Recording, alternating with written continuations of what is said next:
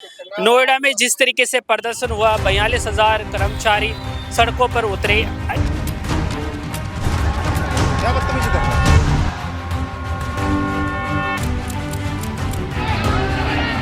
नोएडा में लगभग 80 से ज़्यादा जगहों पर लगातार प्रोटेस्ट हुए थे। 17-18 हज़ार रुपये सैलरी एक मजदूर को मिलनी चाहिए, उनको 10,000, 11,000, 12,000 ऐसी तनख्वाह मिल रही थी। 10-12 घंटे उनको नौकरी करनी पड़ रही थी।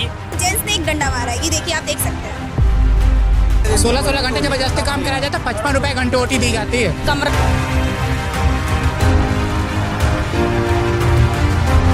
पड़े हैं। आप ये देखिए, ये कितनी बड़ी ईंट उठा के गेट पे इसमें मारी गई है शीशे। नमस्कार, इनक्रेडिबल भारत न्यूज़ लाइव में आपका स्वागत है।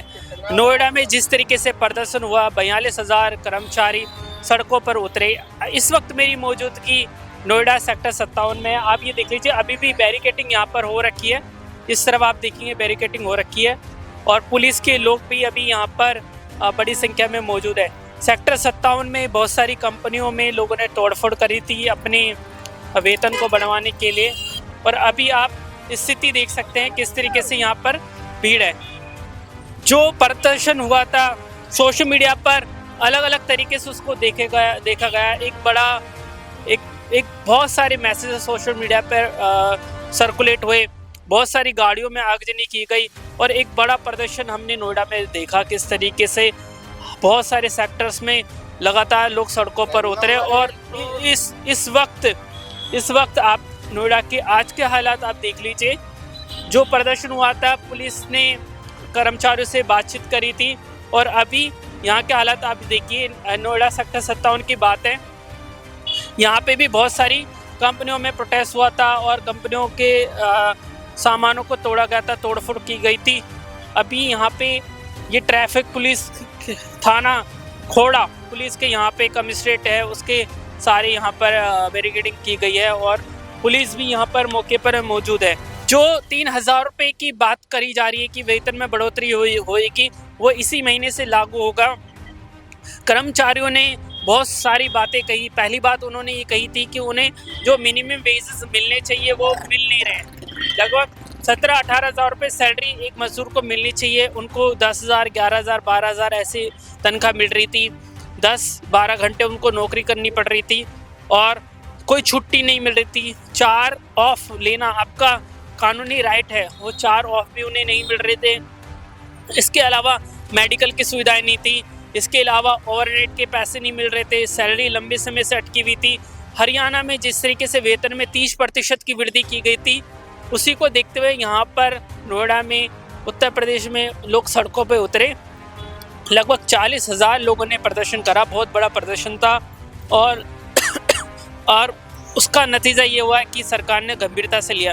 कुछ फैक्ट्री मालिकों से हम बात करेंगे, कुछ फैक्ट्रियों का हम दौरा करेंगे और देखेंगे स्थिति अभी क्या है। इस वक्त मैं C57 एक कंपनी है उसके बाहर खड़ा हुआ हूँ। आप ये देख लीजिए, जो यहाँ पर प्रोटेस्ट हुआ था उसके बाद के हालत आप ये देखिए किस तरीके से पूरे गमले तोड़े गए हैं। और आप ये जो कंपनी है उसके जो देखिए पूरे शीशे तोड़ दिए गए हैं।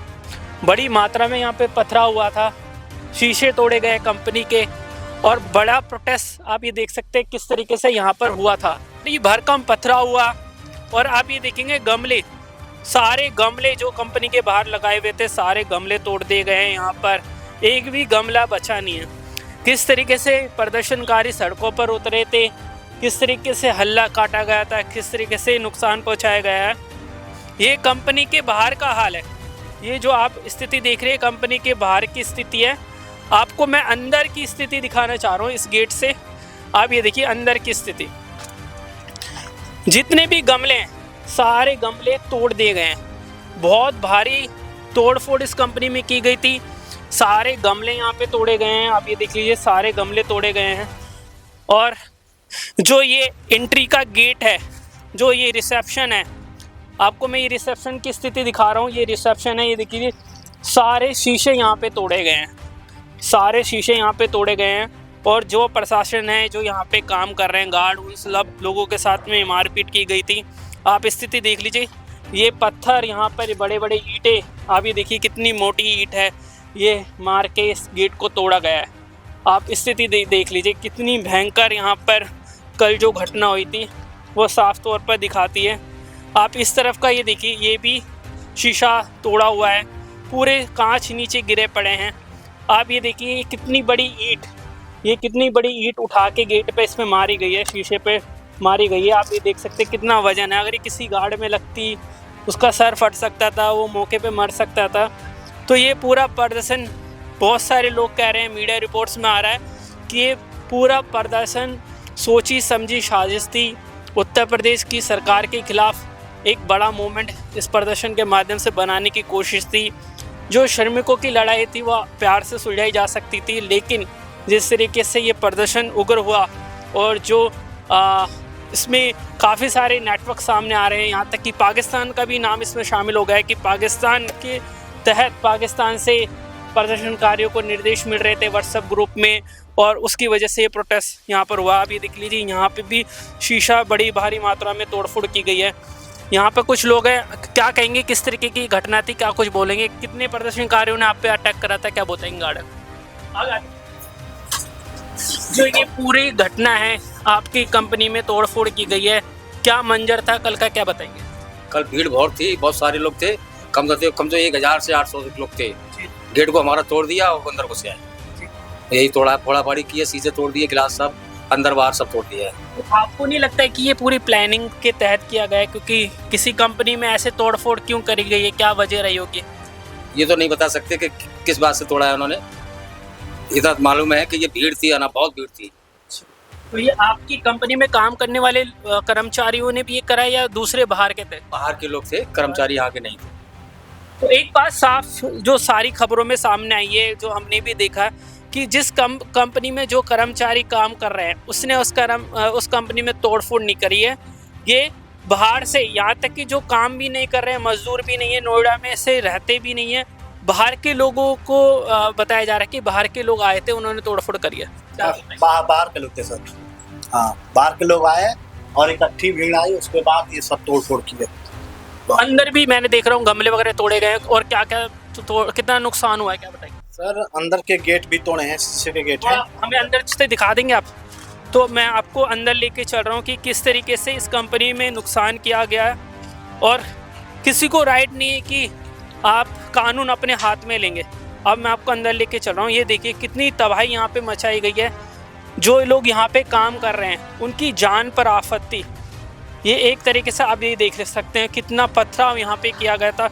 इतनी बड़ी भीड़ यहाँ पर आई थी आप लोग जब काम कर रहे थे। कल क्या माहौल था, कितनी दहशत भरा माहौल था, क्या बताएंगे? सर काफ़ी भीड़ थी और इकट्ठी भीड़ आई, कभी उस साइड जा रही थी, कभी इस साइड आ रही थी। उसके बाद एक पे एक ये सब गेट पे चढ़ गए ऊपर, उसके बाद फिर गेट के फान के उसके बाद आए, फिर ये अंदर गए, सारे गेट तोड़ दिए। आइए दिखा रहा हूं। तो मैं आपको अंदर लेके चल रहा हूँ। ये किस तरीके की कंपनी है, क्या काम होता है यहाँ पे? कॉल सेंटर है। अच्छा जी, 3i इन्फोटेक कॉल सेंटर है। जी जी जी जी।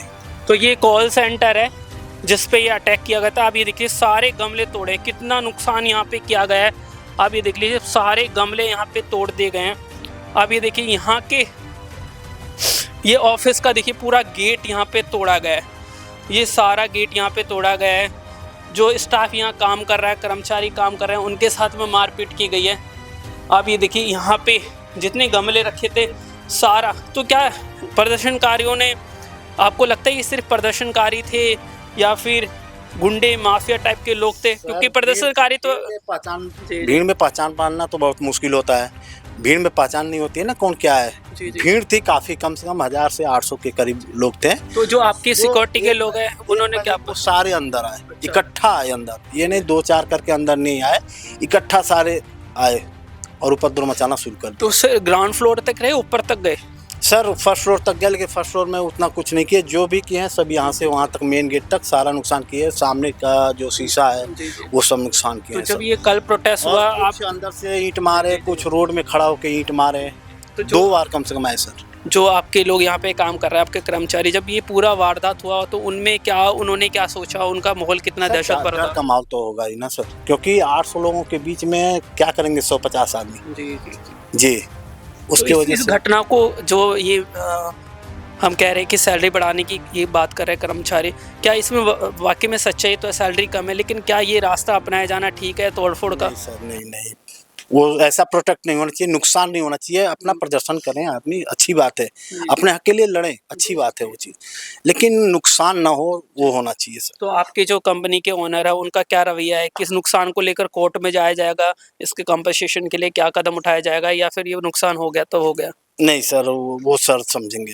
बिल्कुल। जी जी। तो एक कितना बड़ा प्रोटेस्ट हुआ था, ये काफ़ी बड़ी C57 ये कंपनी है यहाँ पे, ये कॉल सेंटर है बहुत बड़ा। आपको मैं और बाहर लेके जा रहा हूँ। यहाँ पे एक दो पत्थर नहीं है, कितने हजारों की तादाद में पत्थर पड़े हुए हैं। बहुत सारे लोग कह रहे हैं कि ये प्रदर्शनकारी अपने साथ ही पत्थर लाए थे। वो किस तरीके से लाए थे पुलिस जांच में पता चलेगा, लेकिन कितना नुकसान इस कंपनी को हुआ है आप इसका अंदाजा लगा सकते हैं।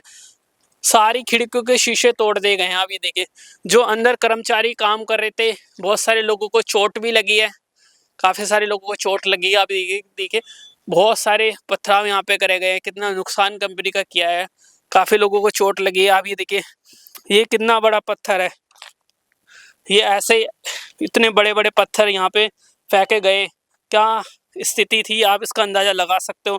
पूरे यहाँ पे हर तरफ पत्थर ही पत्थर पड़े हुए हैं।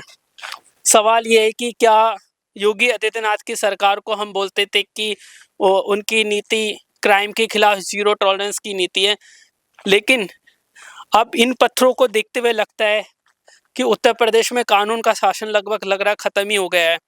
किस तरीके से ये पत्थरबाजी यहाँ पर हुई, और सवाल खड़े होते हैं बहुत सारे कि क्या अपने अधिकारों के लिए क्या इस तरीके से हिंसा का रास्ता अपनाया जा सकता है। आपको हम ये एक्सक्लूसिव तस्वीरें दिखा रहे हैं, किसी टीवी चैनल पे नहीं दिखाई गई होगी, जो हम आपको दिखाने की कोशिश कर रहे हैं। इनक्रेडिबल भारत हमेशा से जब जब मुद्दों की बात आती है हम लोगों के साथ में खड़े हुए हैं, लेकिन हम हिंसा का भी विरोध ज़रूर करते हैं, क्योंकि ये जो पूरी टारगेट तरीके से इस कंपनी को नुकसान पहुंचाया गया है, और जो यहाँ काम करने वाले लोग हैं, क्योंकि ये तो कॉल सेंटर है, इस कंपनी को क्यों नुकसान पहुंचाया गया है, यहाँ के कर्मचारी तो प्रोटेस्ट में शामिल भी नहीं थे। एक बात साफ है कि जो भी ये प्रोटेस्ट हुआ है उसकी तह तक जाना सरकार को बहुत ज़रूरी है, और जो कर्मचारियों की मांगे हैं उन्हें भी ज़रूर पूरा करना चाहिए।